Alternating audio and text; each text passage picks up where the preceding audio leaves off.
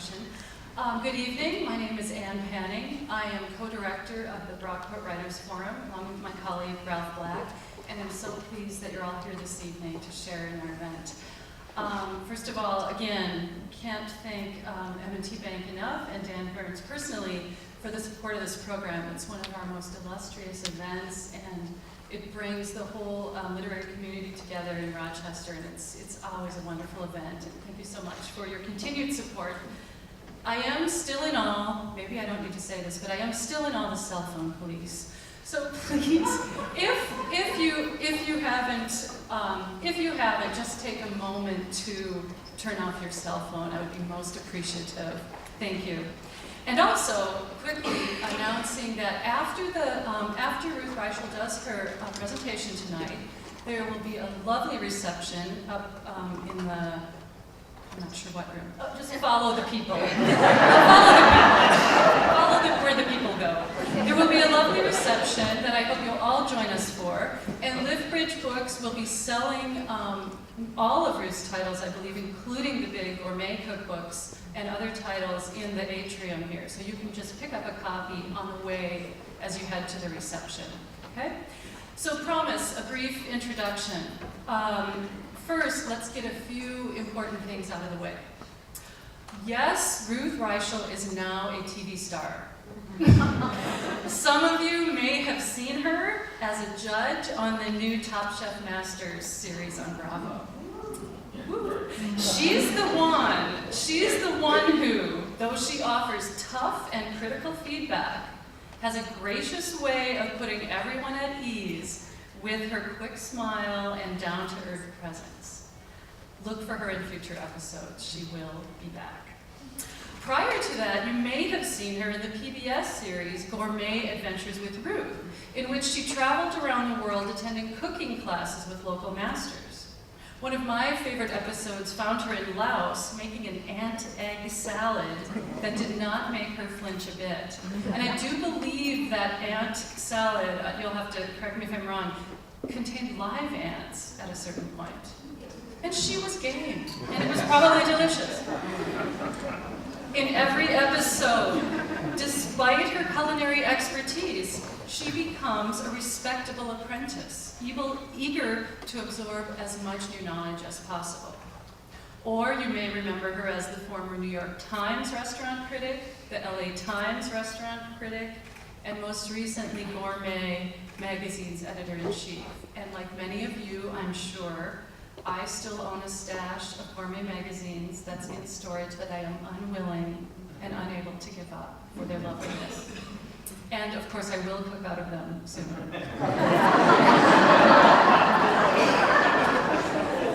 But tonight, we're here to celebrate what a gifted and beautiful writer of literary nonfiction Ruth Reichl is. She's written 4 memoirs, each one resplendent with lush, sensual food imagery, while at the same time tackling deeper, darker issues such as the fraught mother-daughter relationship, or the breakdown of a marriage, or a parent's death. Reichl balances beauty and pain all through the lens of food and cooking, and creates a warm intimacy with readers by offering an honest portrayal of her own successes and failures. In her latest book, For You, Mom, Finally, we get to experience Reichl's reintroduction to her mother, Miriam, via an old box of notes, letters, and photographs. The book is a perfect fusion of autobiography and biography. And by mining her late mother's past life on what would have been her 100th birthday, Reichl discovered not only a mother she never knew before, but just as much, if not more so, about herself, and the way that, for better or worse, we're all products of our own generation. Because of the important social texture of her writing, the evocative, lush beauty of her prose, her powerful voice in the world of food writing and beyond, Ruth Reichl is the perfect choice for this year's Artifact Award. Her books chronicle not only her own journey as a daughter, activist, cook, and writer, but also America's love affair with food, and how it lies at the heart of all our most meaningful human interactions. Finally, Ruth Reichl is a tweeter. She has over 94,000 followers on Twitter. That's not nothing. And I'd like to end with one of her most recent Twitter posts, which is, as a writer, I must say, lovely as a poem and as delicate. Quote, "Snow gone, grass green, sun shining, radiant Easter morning, pink deviled eggs, fluffy saffron yolks, set on a bright turquoise plate." Isn't that gorgeous? All in 140 characters or less. And now, before Ruth gives her presentation tonight, I would like to present Thomas Markuson. Every year is so kind to create an original work of art. After reading and looking at the writer's work, he creates an original work of art for that writer. And I'd like to present that for her now before she gives her presentation.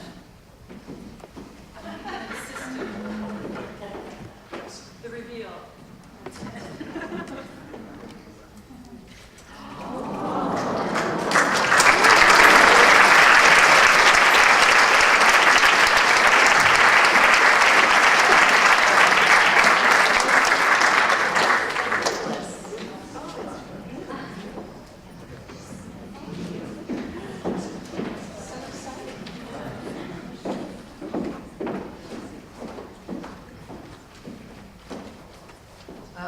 I want to start by saying I'm really happy to be in Rochester and kind of overwhelmed by how different it is here than I anticipated. Wonderful. I've met incredible people. I've been here 24 hours and I feel like I've made a whole new group of friends and I can't wait to come back.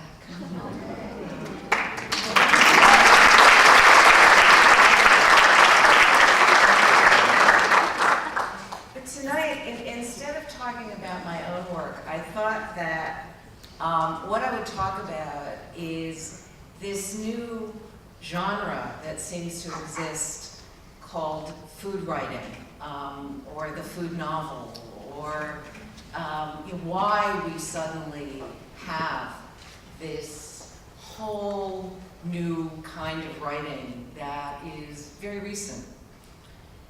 And if you ask most American food writers why they've chosen food as their topic, you're very likely to get a quote from Mary Frances Fisher. This comes from the introduction to The Art of Eating. People ask me, why do you write about food and eating and drinking? Why don't you write about the struggle for power and security and about love, the way others do? They ask it accusingly, as if I were somehow gross, unfaithful to the honor of my craft. The easiest answer is to say that, like most other humans, I'm hungry. But there's more than that. It seems to me that our three basic needs for food and security and love are so mixed and mingled and entwined that we cannot straightly think of one without the others. So it happens that when I write of hunger, I am really writing about love and the hunger for it, and warmth and the love of it and the hunger for it, and then the warmth and richness and fine reality of hunger satisfied, and it is all one. I tell about myself and how I ate bread on a lasting hillside, or drank red wine in a room now blown to bits, and it happens without my willing that I am telling too about the people with me then, and their other deeper needs for love and happiness. Well, I used to quote that myself very often when I was trying to explain why I write about food. But now when I read it, I wonder why I did that. Because although they're lovely sentiments, they're really an apology. Mary Frances Fisher was a product of her time, and if you read between the lines, you see that she was really kind of embarrassed by her passion for food. And so she tells us that food is not her true subject. I am really, she promises, writing about bigger things. I'm writing about love. Well, Fisher was writing in the 1930s, which explains a great deal. Food and how we write about it both reflects and is a reflection of its time. In fact, it took a long time before American writers felt comfortable admitting that they were actually writing about food. 40 years later, in the 70s, very little had changed. Jacques Pepin, who was studying for a PhD in philosophy and literature at Columbia, proposed writing a doctoral thesis on the history of French food presented in the context of French literature. He planned to start with Ronsard's Apology to a Field Salad, go on to the wedding feast in Madame Bovary, and of course deal with the famous Madeleine. His advisor turned him down flat. Cuisine, he said, is not a serious art form. It's far too trivial for academic study, not intellectual enough to form the basis of a PhD thesis. And so he wrote about something else.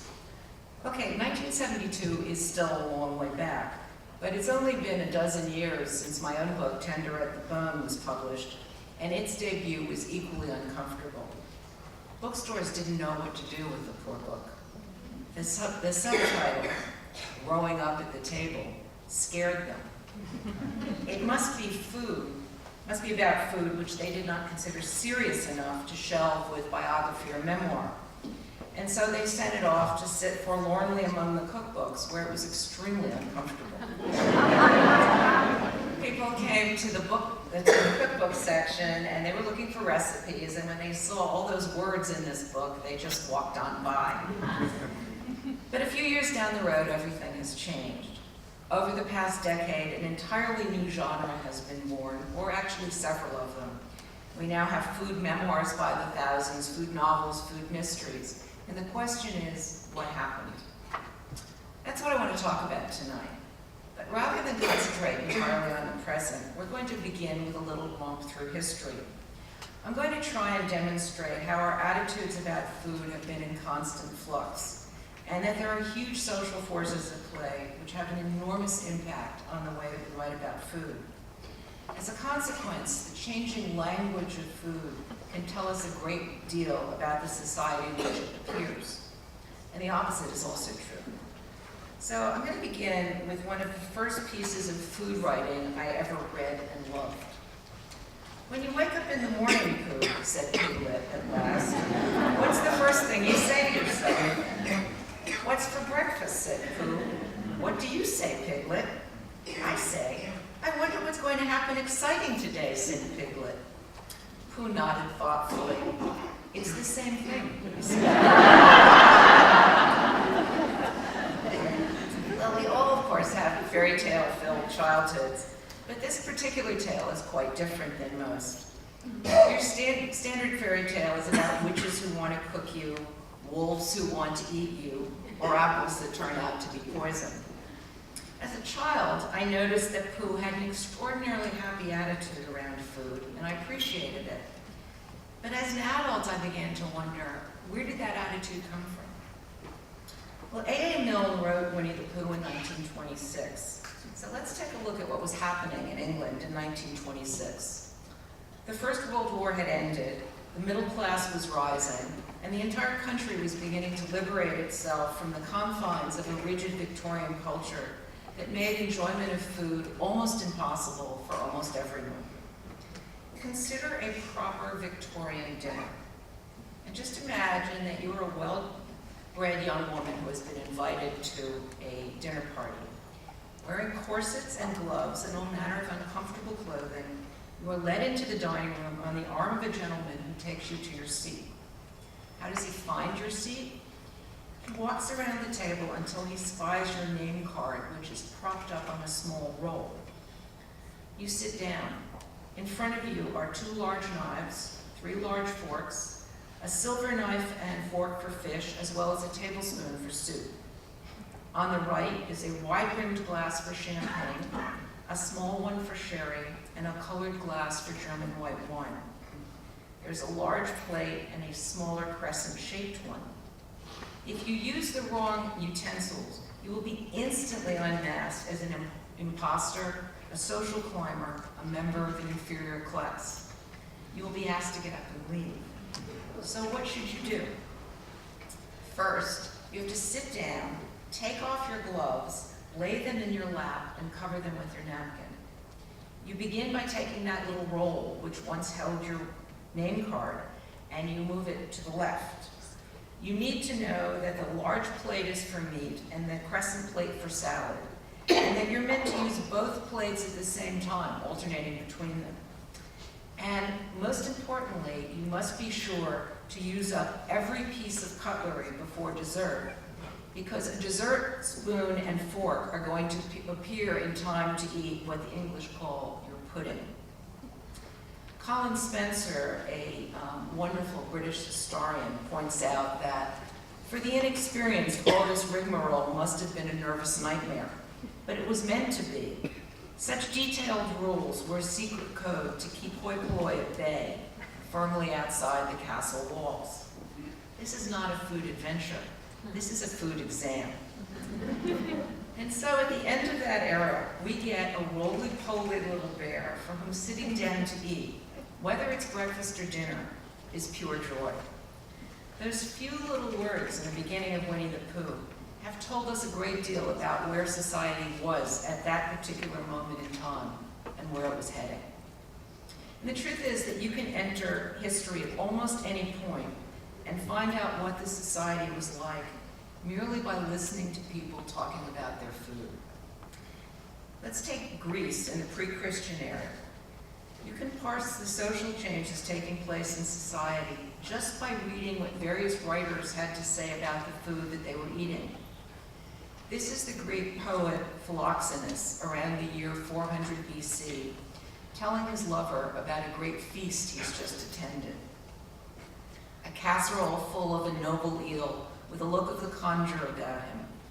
Honey-glazed shrimps beside my love, squid sprinkled with sea salt, baby birds in the flaky pastry, and a baked tuna. Gods, what a huge one, fresh from the fire and the pan and the carving knife. Enough steaks from its tender belly to delight us both as long as we might care to stay and munch. These are clearly happy eaters, people who ate simple food without a lot of fuss and with great delight. Archestratus, around the same time, was kind enough to leave us his recipe for preparing hare. Bring the roast meat in and serve it to everyone while they are drinking. Hot, simply sprinkled with salt, taking it from the spit while it's still a little rare. These are obviously people who are unembarrassed by their own appetites and unconcerned with the finer points of etiquette. But that attitude is about to change. By the early 1st century, Apicius is throwing such elaborate banquets that in a time when the average Roman soldier earned 900 sesterces a year, he routinely spent 1,000,000 sesterces on a single meal. And there were no simply roasted rabbits for him. He liked his pigs fattened on figs, and that's actually where the Italian word for liver, fegato, comes from. He liked his poultry parboiled before cleaning, and his mullet suffocated in sauce. Above all, he liked his food to be so elaborately prepared that it was unrecognizable.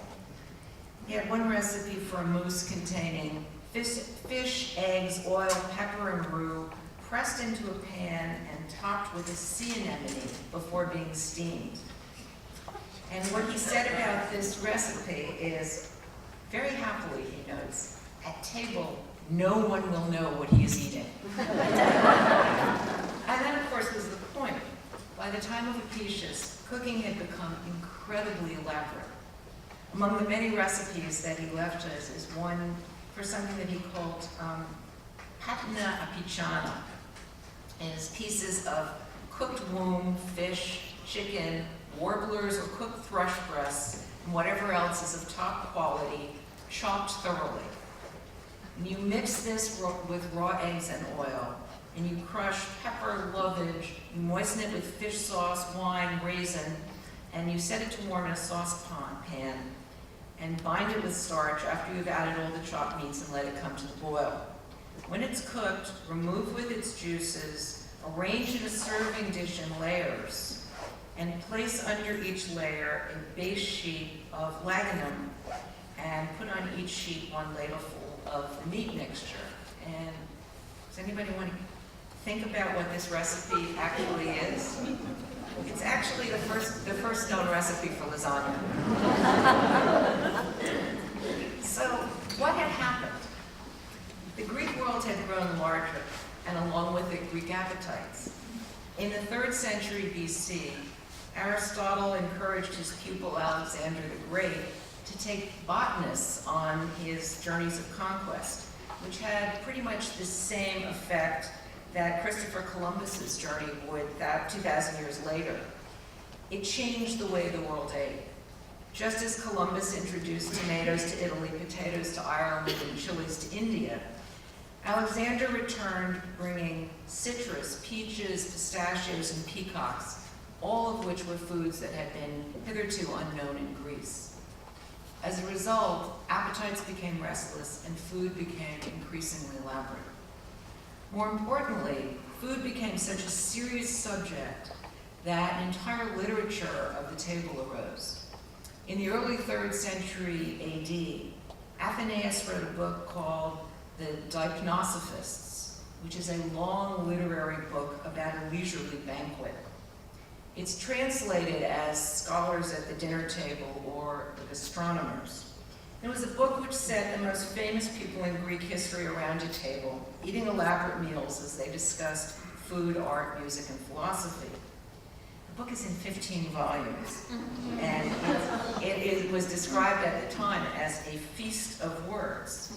And it goes on for pages talking about cherries, about how to cook boar and various fishes.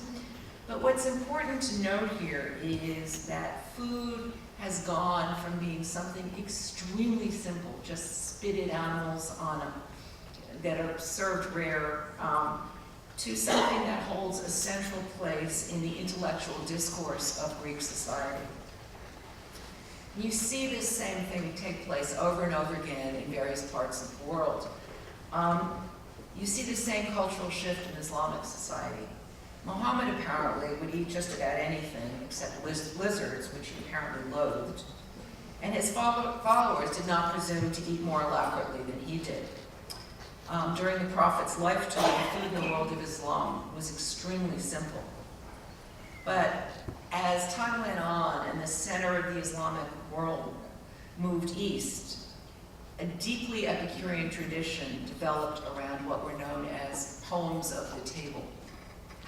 At first, these were simply poems that were meant to be recited during banquets, but they soon evolved into something much more complicated. The invitation to one famous banquet given by the caliph instructed each guest to memorize a famous poem praising a particular dish. As the meal progressed, each guest stood up to recite his poem. As he did so, the cooks rushed off to prepare the dish in the exact manner described in the poem. So imagine trying to do this today. I mean, first of all, do we even have enough food poems to go around? When I read this, I actually went and Googled food poems, and the only one I knew, other than Beans, Beans, the musical fruit, and Allen Ginsberg's Supermarket in California, where he imagined shopping with Walt Whitman, was William Carlos Williams' This Is Just to Say, which we'll come back to in a bit. But think about what sort of society this must have been to have so many poems that are not just about food, but about specific recipes and poems with which people were familiar. And then think about being one of the chefs whose task it is to reproduce these dishes on the spur of the moment. And these aren't simple dishes.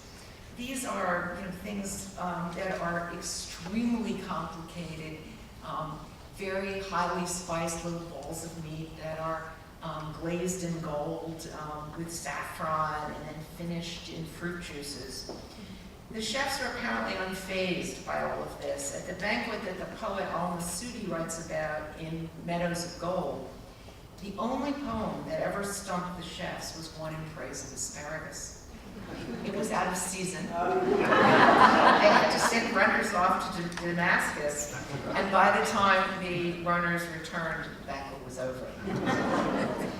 Well, reading the description of that feast tells you more than any book could possibly tell you about the changes that have taken place in Islamic society in a few years. Clearly, it no longer resembled in any way the one in which Muhammad sat in a desert gnawing on thigh bones.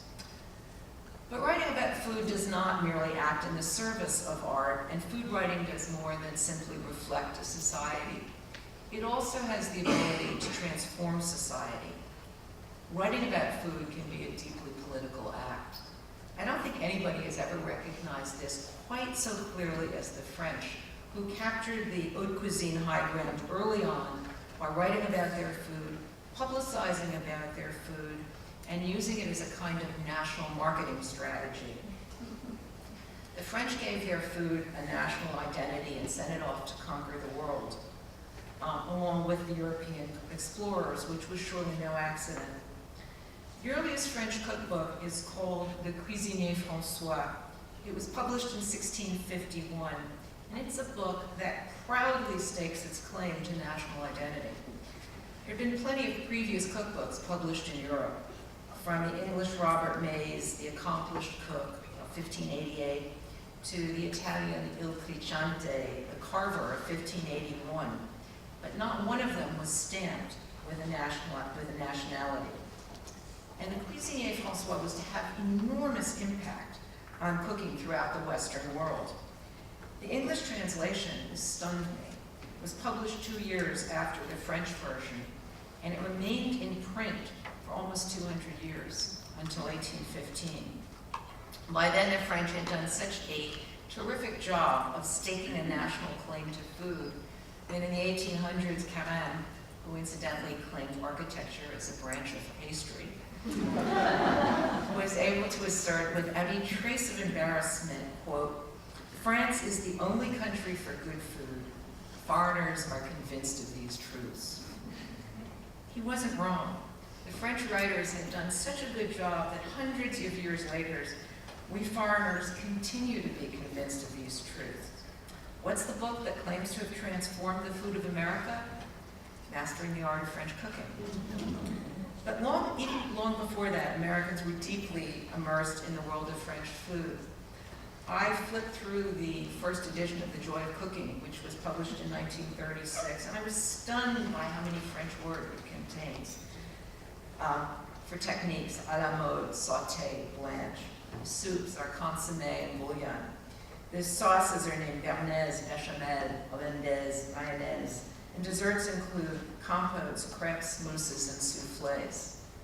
And this French influence continues today. The most influential food movies of the last few years had a French name, Ratatouille, and it's filled with French terms, chef, sous-chef, saucier, garde-manger. And look at that top-rated TV cooking show. It's not called Top Cook. The French may have been aware of the importance of language, but it took a long time for Americans to catch on. The food writers did make an effort to recapture the high ground for our native cuisine. Think about A.J. Liebling, a great lover of French food who remained so staunchly American in his taste that he called Proust's Madeleine a tea biscuit. Writing about that, he famously noted, quote, "In light of what Proust wrote on so mild a stimulus, it is the world's loss that he did not have a better appetite." And a dozen Gardiner's Island oysters, a bowl of clam chowder, a peck of steamers, some bay scallops, 3 sauteed soft-shelled crabs, a few ears of fresh picked corn, a thin swordfish steak of generous area, a pair of lobsters, and a Long Island duck. He might have written a masterpiece. But when you're done laughing about that, give a little consideration to this meal that he's just outlined. It would have horrified Proust. He would have considered this thoroughly American meal barbaric. An ear of corn? In fact, Liebling seems to have meant it as a man's meal, a trencherman's meal. a meal for someone with a taste for simple extravagance and a never-ending appetite. It is, in fact, a pretty fair replica of the meals that Diamond Jim Brady was known to consume at the turn of the 20th century. All that's missing is the gallons of orange juice that Diamond Jim always drank with his meals. And I'm sure that Liebling, who was a great wine lover, just couldn't bring himself to include a drink that he once had said had, quote, the reassuring taste of infancy. But Liebling wasn't the only one with a muscular American pen writing about food in the 1930s and 40s. William Carlos Williams wrote his famous Images poem, This Is Just to Say, in 1934. I have eaten the plums that were in the icebox, and which you were probably saving for breakfast. Forgive me, they were delicious, so sweet and so cold. It's a famous poem that's been interpreted in a number of different ways, but what I like to remember is that Williams was a doctor, and I think he was longing for simple, clear tastes at a time when the industrialization of food was just beginning to change the way Americans ate. Let's consider another great American food writer, Joseph Mitchell. Almost nobody considers him a food writer. He's considered the great writer's writer. But he took food as his subject more often than not. And the food that he wrote about was not aesthete's food. He wrote about taverns and fish markets, about cafeterias. He wrote about the people's food, and his meals were set very squarely in America. My favorite of his pieces is called All You Can Eat for $5. And it's about the great American, it's actually the great New York, the great Tammany Hall institution known as the beefsteak. By the time Mitchell was writing about it in 1939, the beefsteak was on the wane, and he notes a bit plaintively, I think, at a contemporary beefsteak, it is unusual for a man to do away with more than 6 pounds of meat and 30 glasses of beer. In the old days, they had done much better. But then Mitchell laments, women got the vote and everything went downhill. As he said, women do not esteem a glutton, and so the men reduced their consumption to a paltry 6 pounds of meat apiece. And even more horribly, they began using knives, forks, napkins, and even horrors, tablecloths. Well, I bring this up because it seems to me that there has long been a gender gap in writing about food, much as there has been a gender gap in professional kitchens. Mitchell and Liebling stand in stark contrast to the women who were writing in mid-century, who were, for the most part, just writing recipes and handing out advice. This divide between men and women was so great that when Mary Frances Fisher published her first book, Serve It Forth, she decided to use only her initials. I asked her once why she did that, and she said, well, I thought that if I just called myself MFK Fisher, editors would think that I was a man, and that they would take me more seriously. And she had very good reason to think so. I should note that things were very different in England at the same period. Elizabeth David, who was the sort of American equivalent of MFK Fisher and Julia Child rolled into one, bore very little resemblance to the sweet cookery writers in America. She swaggered as much as any man and lived her life with brio and panache, and she felt no need to hide her gender. But here in America, this gender gap has given us, on the one hand, the swagger of Tony Bourdain and Bill Buford, the sarcasm of Jeffrey Steingarten, the humor of Calvin Trillin, and on the other hand, a long line of sensible and sometimes sensuous girls, among whom I include people like Laura Shapiro and Laurie Coleman. But it's starting to change. It's one reason, I think, that the most recent book to appear on the bestseller list, Gabrielle Hamilton's book, Blood, Bones, and Butter, has been getting so much attention. What strikes me about it is that Gabrielle's relationship to food and cooking is very different than anything that we've seen so far. This is a woman who is a professional cook, who is cooking for her life. But unlike the men who've written about cooking, she's not doing it because she wants to be successful. She not only recognizes how hard restaurant cooking is, she also embraces the difficulty. Listen to her writing about being on the line for the extremely popular Sunday brunch at Prune. It sounds a lot like a Martin Scorsese script. Much has been written about facing the shocking heat of a restaurant's set of burners, and in spite of what it may reveal about me, I am the only one I know who likes it. I always feel like I'm a contender in a nicely matched bout every time we meet. When I enter that station and begin my setup, every time I step in front of those 10 burners in that egregiously tight space, less than 12 inches between the wall I'm backed up against and the burning stovetop in front of me, I feel like we are two boxers, me and the heat, meeting in the center of the ring to tap gloves. The fight begins with a little tap, totally manageable. When I put that large pot of water on to boil, and it increases in ferocity from there when the large cast iron skillet starts to vaguely shimmer and smoke and sputter, magnifying that already immense power of my opponent, inching up the temperature as I start to render the pancetta for the carbonara. When the pig urine stench of that excellent pancetta hits me in the nose, I'm red-eyed and snotty. Your nose runs in the heat and in the cold equally as it attempts to regulate your body temperature. And it's only 8 in the morning. That your eyes are already a little swollen and your nose is running and your skin is tight on your face gives you a raging bull kind of feeling, which gets me immediately in the right mindset. The whole crew feels it, the tension before a fight.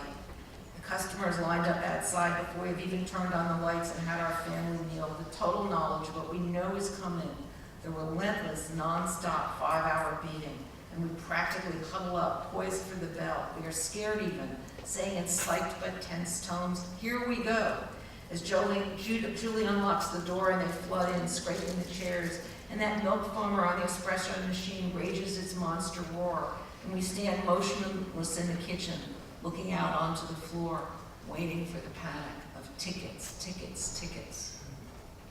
This isn't really like a voice we've ever heard before, because in all this pain and suffering, there is also incredible love, not just for the food, but for the act of cooking, the love of the battle that is what it means to be a professional chef. And what I want to ask is, what happened to create that profound change? Why is there a gender-neutral revolution in cooking taking places and campuses all across this country? Why are we writing so differently and so much about food? What's going on in society right this minute that's being reflected here? Well, when you step back and take a look, you realize that my generation grew up with the most convoluted relationship to food of any group in human history.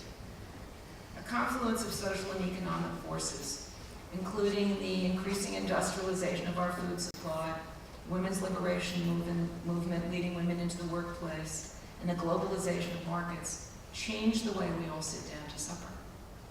My childhood was an eat it and beat it time, when the I Hate to Cookbook was on the kitchen shelf, fast food was on the table, and both cooking and eating was something to be done with speed and efficiency. Is it any wonder there was a backlash?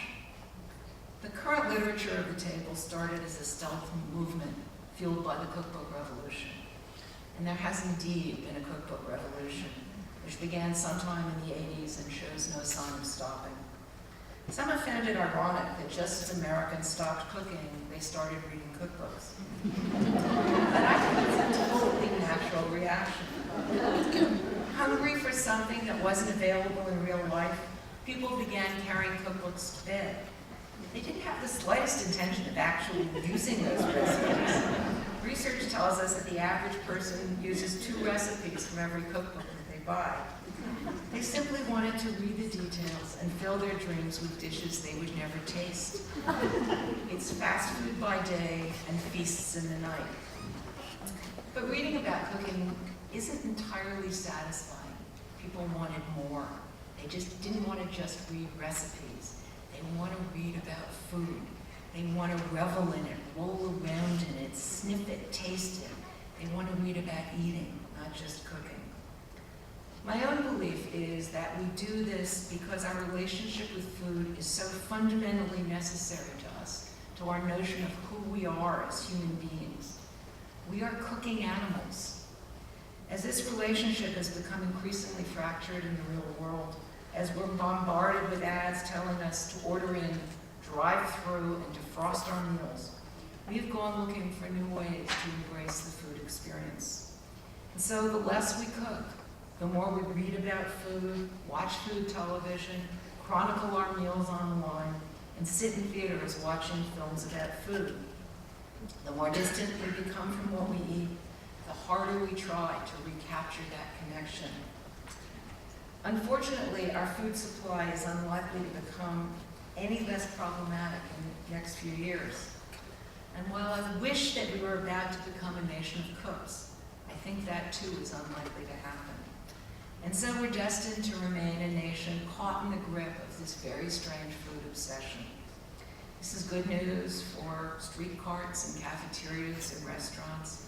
It's good news for the makers of reality television. And it's even better news for people like me who write about food. If Mary Frances Fisher were alive today, nobody would be asking her why she was writing about food. And she would certainly feel no need to apologize. We are living in a time with a voracious appetite for food writing. And when you look back at history, it tells you not only why this is happening, but also that it is unlikely to change anytime soon. So I'm going to start off the questions by sort of segueing into one of the questions that I am always asked, which is, so if this is such a great time for food writing, how come Gourmet Magazine works?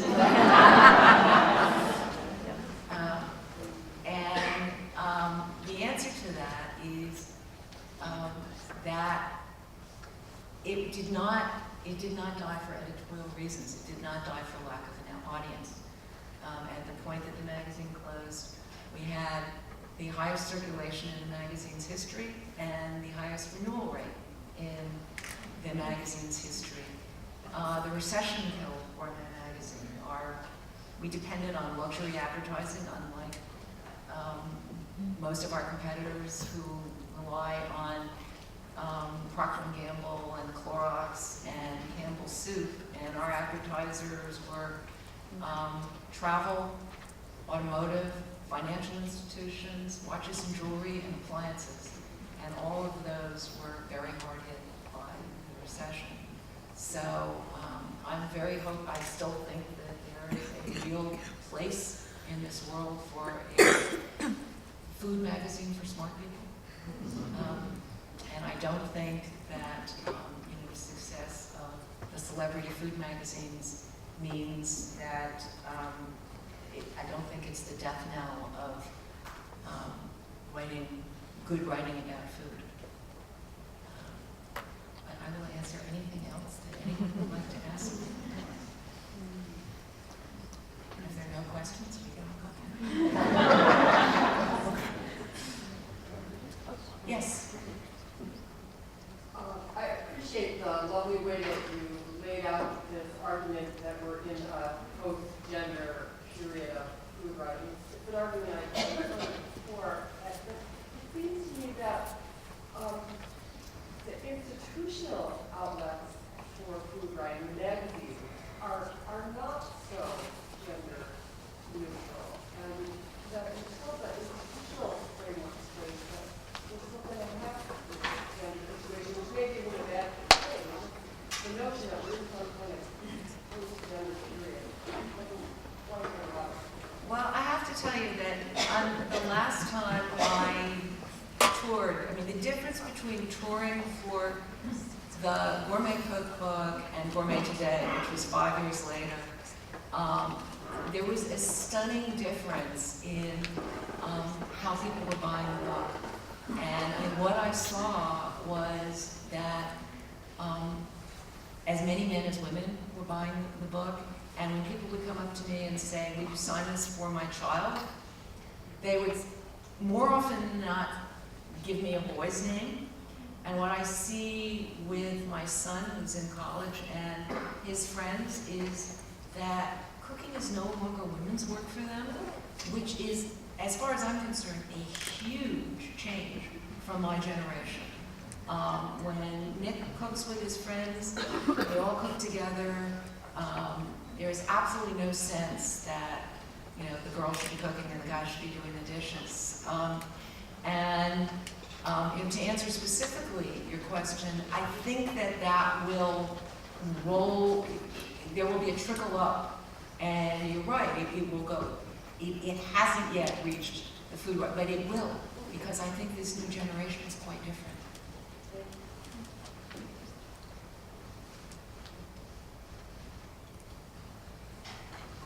Yes? We were talking about cookbooks and people having to sign for their children. I'm just wondering what your thoughts are about how not so much college age kids, but younger kids, and you know, everything you read about childhood obesity becoming a problem, how to engender in children a curiosity or love for food that they're not, you know, seeing advertised to them on TV, you know, chicken nuggets or whatever, but to grow up with a love of food that in a way that might help combat that, sort of similar in a way that we're talking about literacy and, you know, trying to encourage children to read. The two of those seem to be somehow related to try to engender that at an early age. I think one of the most awful things that has happened lately, and it's interesting because I wrote an editorial about this at Gourmet, and it was probably the editorial that I got the most response to. Somebody opened a store in New York selling children's food, and I got furious about it because it seems to me that at the point, the whole idea of kids' menus and special food for children is telling children, you don't like what we like, and we're abnegating responsibility. I mean, we're the grown-ups, and we're supposed to be saying to children, this is what you eat. And it seems to me that the death of the family meal and the notion that, you know, children eat some special food that's just for them, that they eat those chicken fingers or they eat hot dogs while you're sitting down to, you know, a wonderful, lovely meal, is a terrible message. And I think that the best way to make children into adventurous eaters is to sit down for family meals and, you know, force your kids to eat. But I mean, I had a child who really ate only 5 white foods, and I didn't force him to eat, but we ate dinner, and he sat with us, and he ate whatever he wanted to eat. He didn't get special food, but he ate what he wanted to eat. He didn't eat what he wanted. And I thought, at some point, food will kick in, and guess what? At about the age of 10, he suddenly turned into an omnivore because he saw that we got great pleasure from food. And I think, you know, one of the truly terrible things in America is the death of the family meal, and not just for what children are eating, but for that communication that takes place across the table. You know, you come home from work and you say to your child, what happened in school today? And they say nothing. And then you sit down to have dinner, and you're suddenly talking about what you did at work today, and suddenly, slowly, your child is telling you what happened to him today too. I think, you know, the best thing I ever did as a mother was stop being a restaurant critic and start coming home for dinner.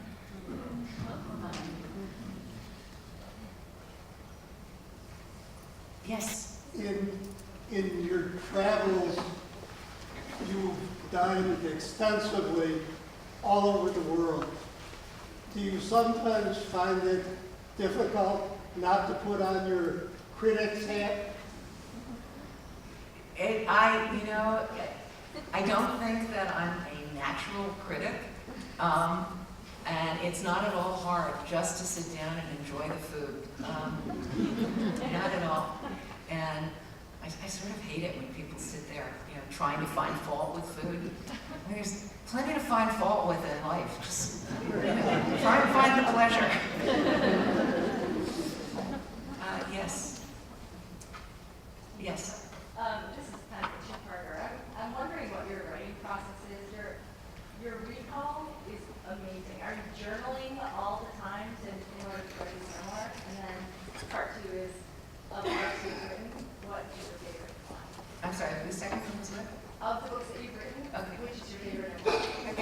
let me answer the first one. I have kept diaries in sort of my whole life, and I'm also kind of a pack rat. So when I first started writing stories for magazines, for the newspaper, I would, at the end, when I was finished I would just scoop everything off my desk into a folder, kind of like this, and whatever was there, notes, menus, letters, whatever was there just went in. So when I open them up, they're kind of like time capsules. It's not just the notes from the story, but a note from a roommate saying call so and so, a magazine article that has nothing to do with that, but just happened to be on my desk. And those have been amazingly evocative to me in writing my books. I'm going to have a problem with the gourmet memoir because one of the things I did from the time that I got there was every day I would print out 2 or 3 emails that I had gotten, not on anything specific, just anything that seemed interesting, just so I would have some sense of what was going on every day. And in about year 6, I came back from Christmas vacation, and I'd just been throwing them into a drawer. I came back and my secretary said very proudly, I threw out all that junk that you So that's kind of gone. But I do have, my calendars and mail that people have sent. And one of the great things about memoir is that you pick and choose, and you write about the things you do remember, and you can let the things you don't go. But probably my favorite of my books is Tender to the Bone. It holds a place in my heart, and for that book, the chapter I wrote about going to boarding school, I landed in this French boarding school. I spoke not a word of French, and I was miserable for the first at least 3 months that I was there. And I consoled myself by writing this diary, like all the time, because I just, there was a flood of words around me that were incomprehensible, and so I'd just sit there. And I had this tear-stained diary that I wrote. So that chapter was really easy to write. It was all right there. I wish I had kept every minute of my time as carefully as that.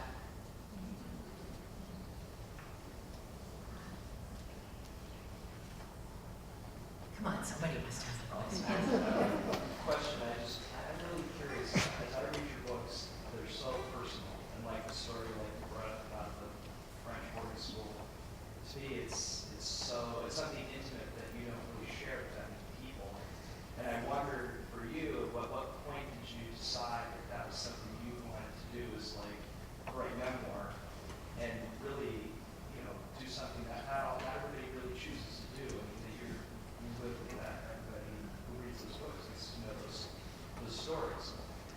And Well, it was kind of accidental. I didn't start out How Tender the Bone came about was when I got to the New York Times. After about a year, I started getting these calls from editors saying, you must be writing a book, and if you're writing a book, I'd like to edit it.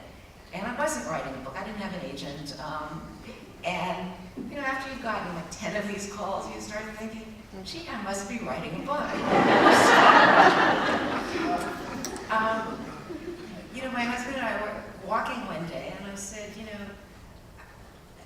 I guess I should write a book. What do you think I should write? And Michael said, well, you keep telling these great stories about all these food people who've been so important to you. Alice, Mrs. Peavy. Why don't you write their stories? So that's what I decided that I was going to write. And I wasn't thinking of it as a memoir. It was stories, it was food stories about these extraordinary people that I had known. And when I turned it in, my editor said to me, these stories are all wonderful. Every one of them is terrific. Now what you have to do is make the whole book work as well as these stories do. And you have to have a through line in this, which was something I hadn't really thought of. And so I thought, well, what's the through line of the book? Well, obviously I was the through line of the book. So it became a sort of inadvertent memoir. And then the real moment where I thought, how much truth am I going to tell in this was on the first pass. I now turn in what has turned into a memoir. And my editor said, there's a secret buried in this book. I don't know what it is. And I said, what do you mean? And she said, well, there's something not quite right about this portrait of your mother. And I had tried to make my mother into a kind of halcyon, anti-Ming kind of character. And I said, well, my mother was, a sort of classic bipolar person. She really suffered from mental illness, and I don't feel very good about writing about that. And Anne said, well, then you have to really change this portrait of her mother if you don't want to say that, because this isn't working. As a reader, we know there's something not right there. And so I took a deep breath and decided that I was going to be honest about, this terrible problem that my mother had. And, if you're going to do that for any one character, you better do it for yourself. And you better do it for everyone else. With that book, my mother was no longer alive. I could not have written it if she were still alive. But for the people who were, for instance, for my ex-husband, I sent him the chapters about him and said, is this okay with you? Marion Cunningham, who I had written about her alcoholism, and I sent her that chapter and said, how do you feel about this? And she asked me to make a couple of changes, nothing to do with her alcoholism at all. There were a couple things that she wanted me to take out about her husband. I was not trying to settle scores with it. I think one of the things you really have to think about carefully with memoir is that this is not a way to settle scores with anyone. I was really just trying to make a good story and tell my truth. But one of the reasons I finally wrote For You, Mom, finally, was I really had this feeling that having written my version of my mother, I owed it to her to write her version of the story. And it was a wonderful feeling, actually. Writing a book was excruciatingly difficult. But having finished it, I now feel like I have paid my mother back for all the wonderful material she gave me.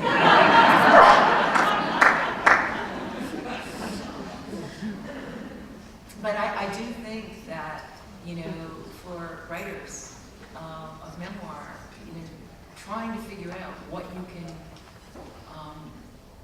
what is fair to write. And I have to say, it's one of the things I've thought about very much with my son, where I feel like your parents are fair game, your kids are not. And I've tried very much not to say anything ever that would embarrass him in print. So we should probably wrap up. Okay, if there's one more question, we'll take it. Otherwise, we'll... Yes? Just curious, when you had your hat on, if there are any rituals or trends that you see coming up that you would want to further explore, and if you think that people's consciousness around global food is kind of here to stay, or if that's going to have an expiration date.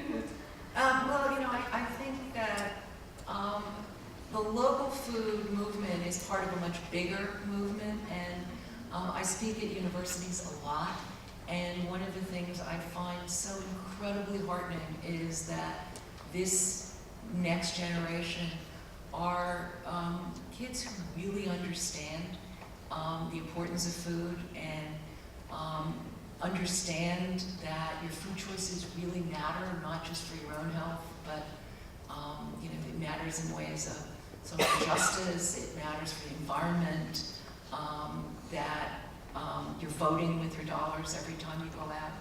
And with that, I think the local movement will probably grow into something else, but I do think that we have raised a generation of ethical leaders, and I find it extremely heartening.